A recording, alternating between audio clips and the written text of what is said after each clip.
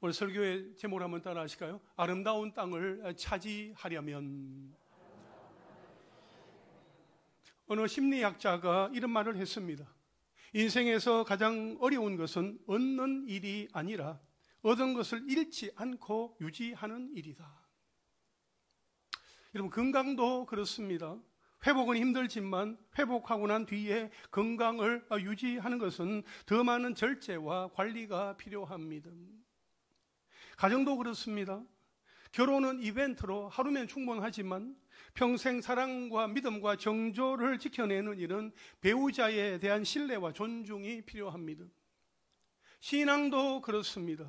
회심은 은혜로 이루어지지만 구원받은 이후에 그 믿음을 지키는 삶은 날마다 결단과 순종을 필요로 합니다.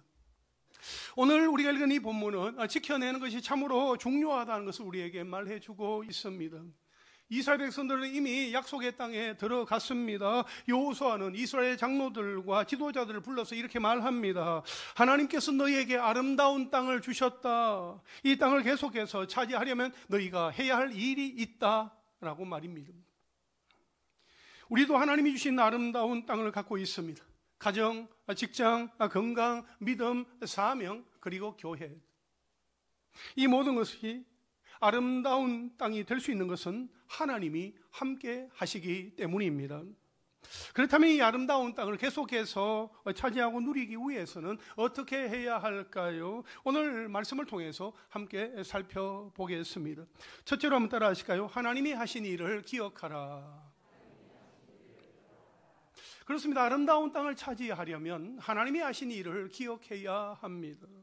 1절 말씀을 함께 읽겠습니다. 시작. 여호와께서 주위의 모든 원수들로부터 이스라엘을 쉬게 하신 지 오랜 후에 여호수아가 나이 많아 늙은지라. 아멘.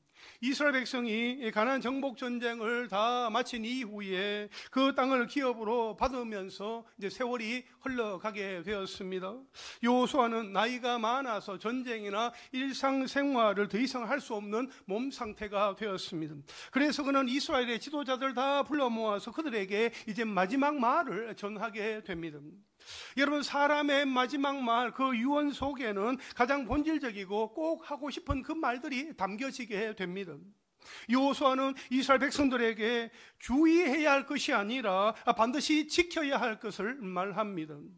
그 메시지는 하나님이 약속하시고 허락하신 이 아름다운 땅을 너희가 계속해서 차지하려면 하나님과의 그 언약 관계를 흔들림 없이 잘 지켜야 한다 하는 것이었습니다. 여호수아의 메시지 가운데 아름다운 땅을 차지하려면 하나님이 하신 일을 기억해야 한다 하는 것을 분명하게 말해주고 있습니다. 오늘 본문 3절부터 5절까지의 말씀을 함께 읽겠습니다. 시작. 너희의 하나님 여호와께서 너희를 위하여 이 모든 나라에서 행하신 일을 너희가 다 보았거니와 너희의 하나님 여호와 그는 너희를 위하여 싸우신 이시니라. 보라, 내가 요단에서부터 해에 지는 쪽 대해까지의 남아있는 나라들과 이미 멸한 모든 나라를 내가 너희를 위하여 제비 뽑아 너희의 지파의 기업이 되게 하였느니라. 너희의 하나님 여호와 그가 너희 앞에서 그들을 쫓아내사 너희 목전에서 그들을 떠나게 하시리니 너희의 하나님 여호와께서 너희에게 말씀하신 대로 너희가 그 땅을 차지할 것이라. 아멘. 여러분, 이스라엘 백성은 가나안 정복 전쟁에서 그들이 스스로 승리한 것은 아니었습니다. 여리고성이 무너진 것이나 가나안 땅의 원주민들을 다 물리친 것도 그들에게 군사적으로 뛰어난 전략이나 월등한 전술이 있었기 때문도 아니었습니다. 그들은 그저 명령 앞에 순종했을 뿐이고 하나님이 친히 그들을 위하여서 싸워주셨기 때문에 그들이 그 땅을 차지하게 되었던 것입니다. 여러분, 그 하나님은 어떤 하나님이십니까? 3절에 보니까 하나님은 이스라엘을 위하여 뭐 하신 분이에요? 싸우신 자였다는 것입니다. 하나님께서 이스라엘 백성들을 위하여서 친히 싸워주신 분이셨다라고 말씀을 하고 있습니다. 여호수아는 이스라엘 자손들이 하나님의 역사, 하나님께서 그들을 요단을 건너서 가나안 땅에 들어가서 가나안 중부에서 남부에서 북부에서 어떻게 그들을 위하여서 친히 싸워주셨는지, 얼마나 놀라운 일들을 행하셨는지 그것을 경험한 증인들이다. 너희는 그 놀라운 일들을 경험한 증인들이다 하는 것을 다시금 기억하게 했습니다. 또한 하나님은 앞으로도 모든 일을 행하실 분이시며 남아있는 미정복 지역까지 기업으로 주실 분이시다 하는 것을 확신했습니다. 이는 하나님은 신실하신 분이시므로 아직 정복되지 않은 가나안 족속들을 반드시 쫓아내실 것임을 지도자들에게 확신시켜 주는 것이었습니다. 사실 가나안 땅은 하나님이 이미 이스라엘의 손에 아름다운 땅으로 붙여주셨기 때문에 이스라엘은 오직 믿음으로 그 땅을 취하기만 하면 되었던 겁니다. 이스라엘 백성들을 위하여 친히 싸워주시고 아름다운 땅을 허락하신 하나님을 기억하는 것은 이스라엘 백성들에게 있어서는 매우 중요한 요소였습니다. 여러분, 이스라엘 백성들에게 있어서 왜 기억이 중요한 것입니까? 첫째로 기억은 신앙의 나침반입니다.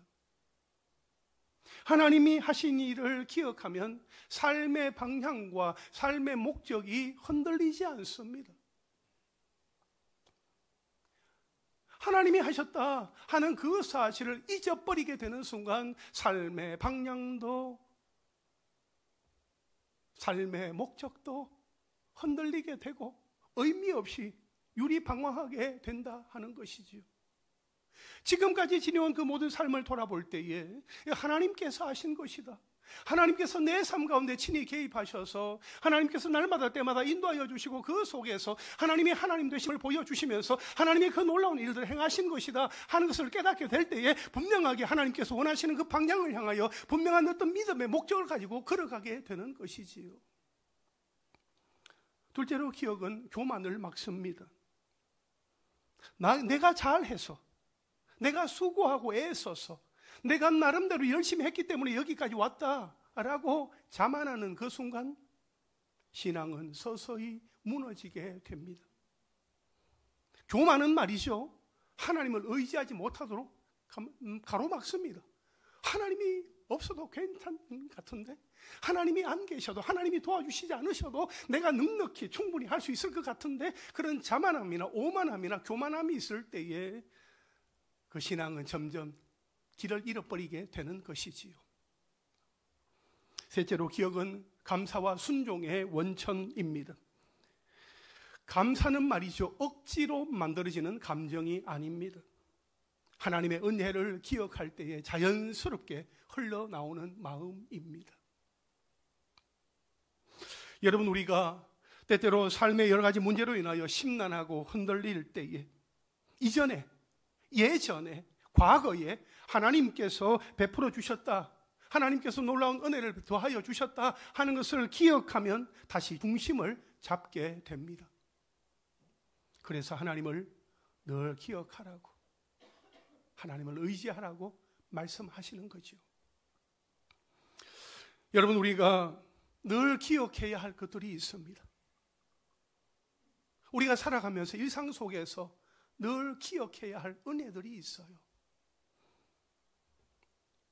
우리의 삶을 가만히 돌아보면 하나님이 하셨다, 하나님의 은혜다라고 고백하는 것이 있습니다. 하나님의 은혜를 인하여 믿음으로 말미암아 내가 구원을 받았다는 그 사실, 눈에 보이지는 않지만 날마다 나와 함께 하시며 나를 지켜주시는 그 은혜, 우리가 기도하기 전과 기도한 이후에 응답하여 주시는 그 은혜, 위기 때마다 함께하여 주셨던 위로와 은혜의 손길들, 여기까지 인도하여 주신 은혜, 넘어지고 쓰러져도 다시 세워주시는 그 은혜, 우리의 가정을 붙들어 주시는 은혜, 힘들고 어려운 가운데서도 오직 하나님만 의지하고 하나님만 바라보고 달려갈 수 있는 그 힘을 주시는 그 사랑. 여러분, 하나님이 우리 개인의 가정과 삶 속에서 은혜로 베풀어 주시는 일들이 있다면 우리는 그것을 잊어버리면 안 됩니다. 하나님께서 우리 교회 가운데 행하신 일들이 있어요. 그럼 우리가 그 은혜를 또 흘려보내는 축복자들이, 축복의 통로들이 되어야 합니다. 우리 장로님 기도하신 것처럼 2026년도에는 우크라이나 선교사님을 파송을 하려고 합니다.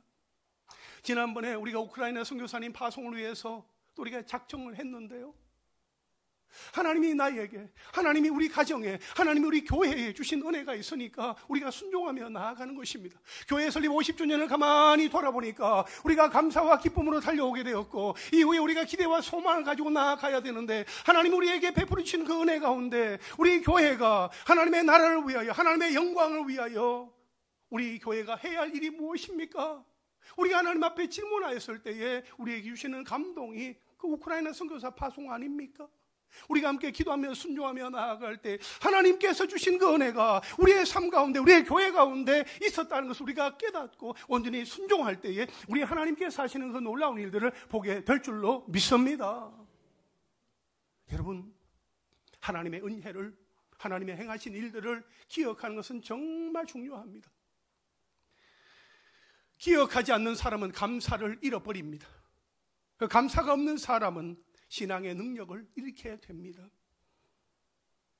여러분, 하나님이 하신 일을 기억하는 것이 하나님이 허락하신 그 아름다운 땅을 지속적으로 지켜낼 수 있는 지름길이다 하는 것입니다. 하나님이 우리 교회 가운데, 우리 가정 가운데, 우리의 일터 가운데 내가 머무르는 그곳에 머무르게 하셨다. 그 감사한 일이죠. 우리가 머무르는 곳이 아름다운 땅이다라고 했을 때 왜 아름다운 땅이 되는 것입니까? 뭐 잘 지어진 집이 있기 때문입니까? 좋은 가구들이 놓여 있기 때문입니까? 먹고 마시고 살아가기에 부족함이 없을 정도로 채워져 있기 때문입니까? 아니지요. 높은 산이 거친 들이, 초막이나 궁궐이나 내 주 예수 모신 곳이 그 어디나 하늘나라. 우리가 부르는 그 찬양의 그 고백처럼 어떤 외형적인 조건과 어떤 내용물들을 갖추었기 때문에 그 자리가 아름다운 땅이고 약속의 처소가 되는 것이 아니라 하나님이 함께 하실 때, 하나님이 임재하실 때, 하나님께서 주권적으로 통치하실 때 그곳이 아름다운 땅이 되는 것입니다. 그 아름다운 땅에서 계속해서 하나님의 그 복을 누리며 살아가기 위해서는 하나님이 행하신 일을 기억하는 것이 매우 중요하다 하는 것입니다. 여러분의 일상 속에서 하나님이 하신 일을 항상 기억하며 살아가는 은혜가 있으시기를 바랍니다. 좌우에 계신 분들과 한번 인사하실까요? 하나님이 하신 일을 기억하며 살아갑시다. 둘째로 한번 따라 하실까요? 하나님께 가까이 하라. 그렇습니다. 아름다운 땅을 차지하려면 하나님께 가까이 해야 합니다. 여러분, 세상 사람들과 하나님의 백성은 삶의 방식이 서로 다릅니다. 세상 사람들은 자신의 힘으로 전쟁에 임합니다. 그러나 하나님의 백성에게 있어서 영적인 전쟁, 그 전쟁의 전략과 승패는 하나님과의 관계에 달려 있습니다. 그래서 여호수아는 이스라엘 지도자들에게 하나님께 가까이 하라, 그렇게 말한 것입니다. 우리 8절 말씀을 함께 읽겠습니다. 시작. 오직 너희의 하나님 여호와께 가까이 하기를 오늘까지 행한 것 같이 하라. 아멘. 여러분, 여기에서 가까이 하다라는 이 표현은 착 달라붙는 것, 확고히 머무는 것, 굳게 결합하는 것, 힘써 쫓아가는 것을 의미합니다. 따라서 하나님께 가까이 하라는 이 말은 여호와 하나님을 전심으로 사랑하며 그분에게 견고히 붙어 있으라 하는 의미입니다. 그래서 여호수아는 6절에 그러므로 너희는 크게 힘써 모세의 율법책에 기록된 것을 다 지켜 행하라. 그것을 떠나 우로나 좌로나 치우치지 말라. 그렇게 권면했던 것입니다.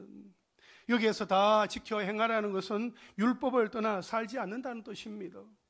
율법을 떠나 좌로나 우로나 치우치며 사는 것은 곧 이방 사람들의 삶이요, 그들의 이방신을 따라 사는 것입니다.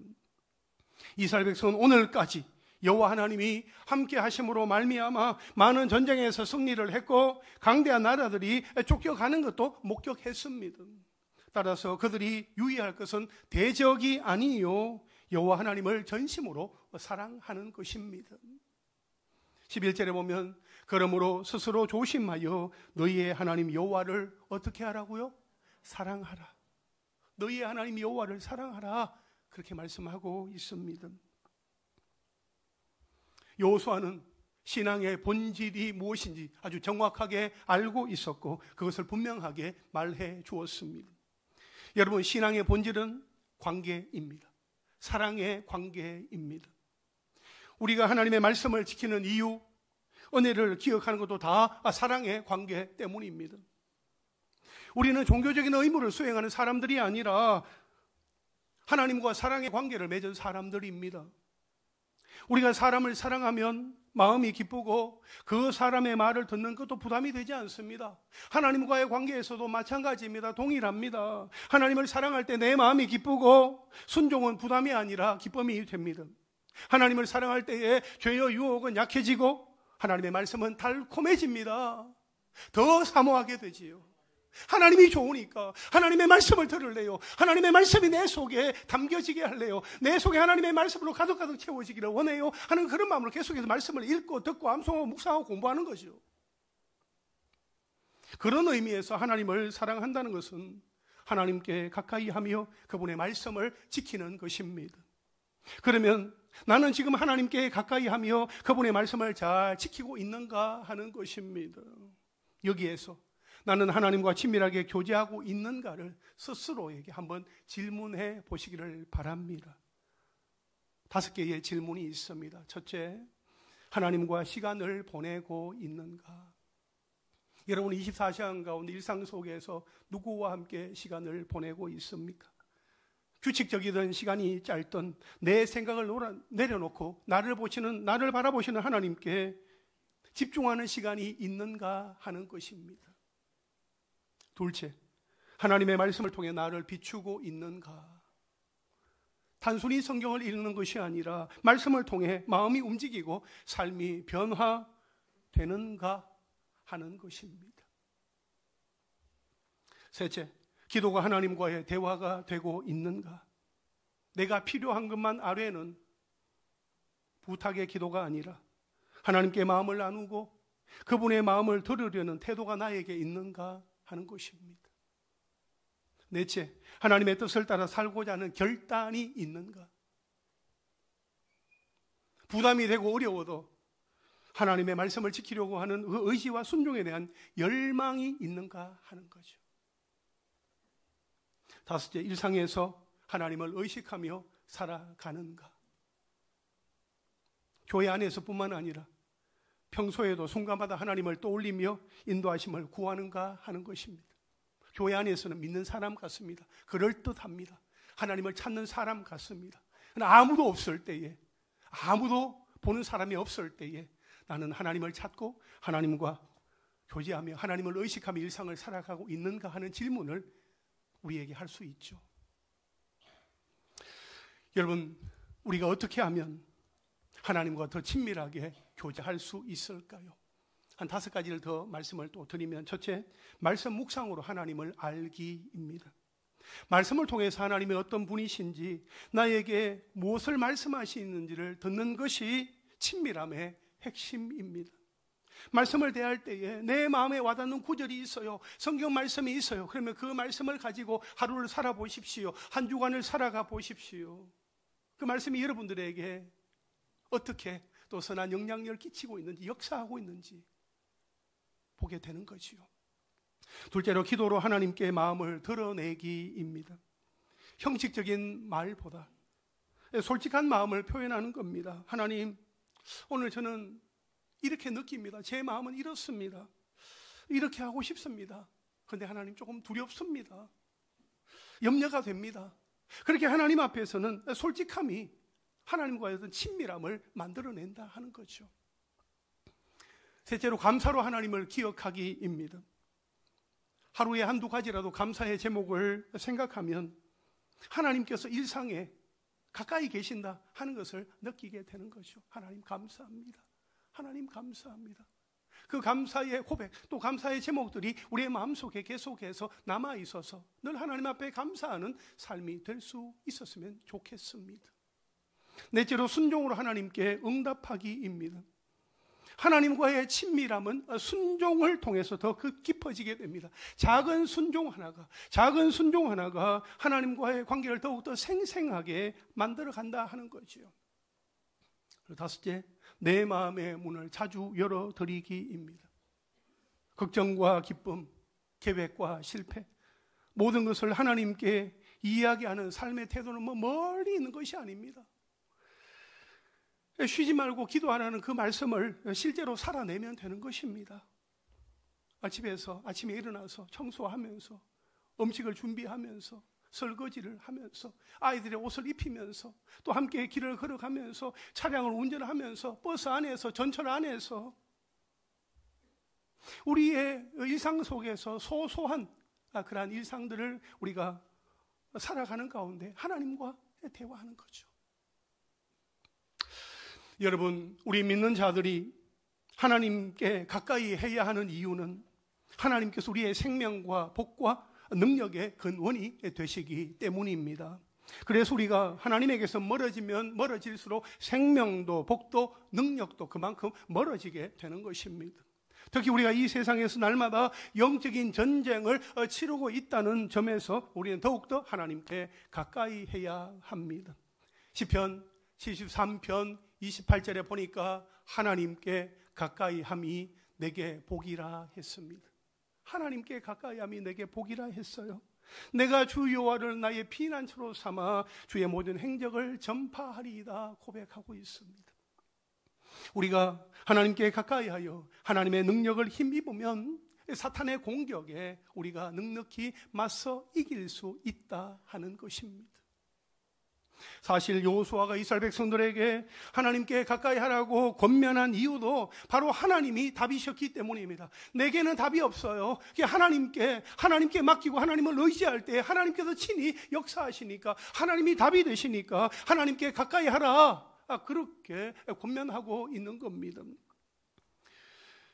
그들이 계속해서 안식을 누리고 남은 가나안 족속들을 완전히 정복하는 것은 오직 하나님의 능력을 힘입는 것으로 가능했기 때문에 여호수아는 하나님께 가까이 하라, 그렇게 부탁을 하고 있는 것입니다.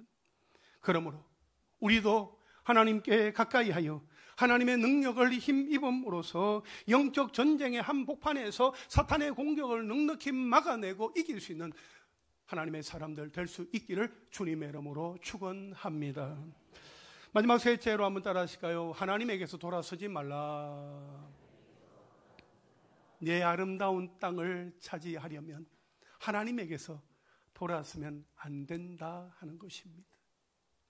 하나님께 가까이 하고 하나님을 사랑하라는 여호수아의 유언은 이제 엄중한 경고로 끝을 맺고 있습니다. 오늘 본문 12절과 13절 말씀을 함께 읽겠습니다. 시작. 너희가 만일 돌아서서 너희 중에 남아있는 이 민족들을 가까이하여 더불어 혼인하며 서로 왕래하면 확실히 알라. 너희의 하나님 여호와께서 이 민족들을 너희 목전에서 다시는 쫓아내지 아니하시리니 그들이 너희에게 올무가 되며 덫이 되며 너희의 옆구리에 채찍이 되며 너희의 눈에 가시가 되어서 너희가 마침내 너희의 하나님 여호와께 너희에게 주신 이 아름다운 땅에서 멸하리라. 아멘. 여호수아는 이스라엘 백성이 하나님과 동행하지 아니하고 이방 민족을 가까이 하면 저주를 받게 될 것이다, 그렇게 경고하고 있습니다. 그래서 12절에 보면 너희가 만일 돌아서서 했습니다. 이것은 하나님께 가까이 하라, 하나님을 사랑하라고 했는데 그것을 가볍게 여기고 하나님과 동행하지 아니하고 하나님에게서 돌아서서 가나안 족속을 가까이 하고 그들과 혼인하고 그들 사이에서 서로 왕래하게 되면 하나님께서 더 이상 그 가나안 족속들과 싸워서 그들을 쫓아내어주지 않으신다 하는 겁니다. 그리고 이방 족속들이 이스라엘 백성에게는 올무가 되고 덫이 되며 채찍이 되고 가시가 되어서 하나님이 주신 아름다운 땅에서 망하게 될 것이다, 그렇게 말하고 있는 거예요. 여러분, 땅은 이중적인 성격을 갖고 있습니다. 젖과 꿀이 흐르는 약속의 땅, 아름다운 땅, 축복의 땅이라 할지라도 순종과 불순종에 따라 언제든지 유황불이 떨어지는 저주의 땅이 될 수 있다 하는 것입니다. 마치 올무에 걸린 짐승이 스스로 그 올무를 빠져나올 수 없고 결국에는 사냥꾼의 손에 의해서 생명을 잃는 것처럼 적과 꿀이 흐르는 가나안 땅에 거한다 할지라도 불순종하여 하나님을 온전히 섬기는 삶을 살지 않는다면 멸망당하고 만다는 겁니다. 여러분, 신앙에서 중립지대는 없습니다. 중간지대는 없습니다. 하나님을 가까이 하든지 세상을 가까이 하든지 둘 중에 하나입니다.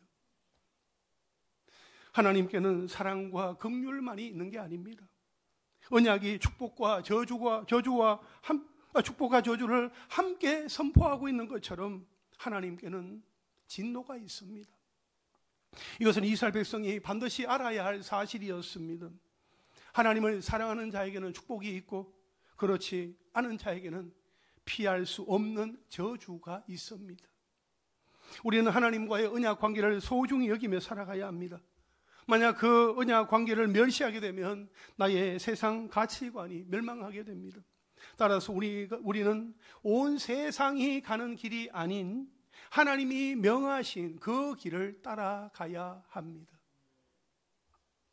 여러분, 우리가 누리게 될 것만 생각하더라